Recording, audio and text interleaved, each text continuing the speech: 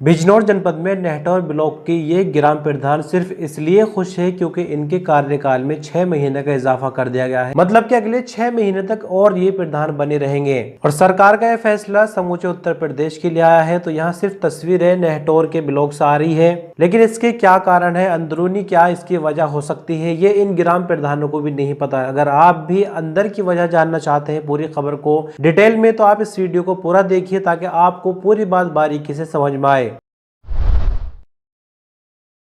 जी हाँ, उत्तर प्रदेश की सियासत से इस वक्त सबसे बड़ी खबर सामने आ रही है। अगर आप भी यूपी में ग्राम प्रधानी के चुनाव का इंतजार कर रहे थे तो आपके लिए एक बहुत बड़ी और चौंकाने वाली अपडेट सामने आई है। यूपी में पंचायत चुनाव को फिलहाल टाल दिया गया है। दरअसल उत्तर प्रदेश में मौजूदा त्रिस्तरीय ग्राम पंचायतों का 5 साल का कार्यकाल 26 मई 2026 को पूरी तरह समाप्त हो चुका है। नियमों के मुताबिक 27 मई से गाँव में प्रधानी खत्म हो जानी चाहिए थी और कमान सरकारी अफसरों के हाथ में जानी थी, लेकिन सरकार के एक नए आदेश ने सब कुछ बदल दिया। 27 मई 2026 से अब आपके पुराने ग्राम प्रधान ही आपके गाँव के प्रशासक यानी एडमिनिस्ट्रेटर नियुक्त किए गए हैं। यानी अगला चुनाव होने तक अब अधिकारियों की जगह निवर्तमान प्रधान ही गांव की सरकार चलाएंगे। अब सवाल उठता है कि आखिर चुनाव समय पर क्यों नहीं हुए, इन्हें आगे क्यों बढ़ाना पड़ा।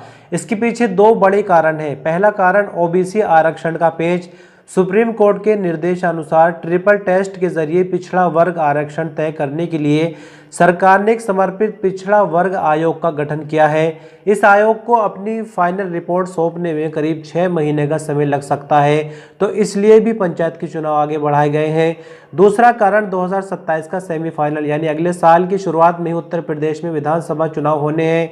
सूत्रों की माने तो विधानसभा चुनाव से ठीक पहले इतना बड़ा पंचायत चुनाव कराना प्रशासनिक रूप से संभव नहीं था, इसलिए अब ये साफ हो चुका है कि पंचायत चुनाव विधानसभा चुनाव के बाद ही कराए जाएंगे।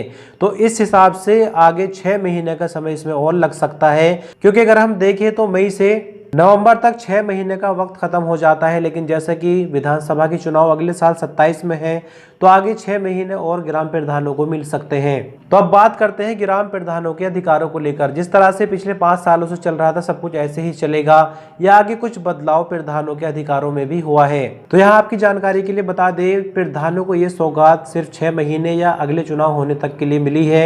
लेकिन यहाँ ध्यान देने वाली बात यह है कि प्रशासक बनने के बाद भी प्रधानों का हाथ पूरी तरह खुले नहीं रहेंगे।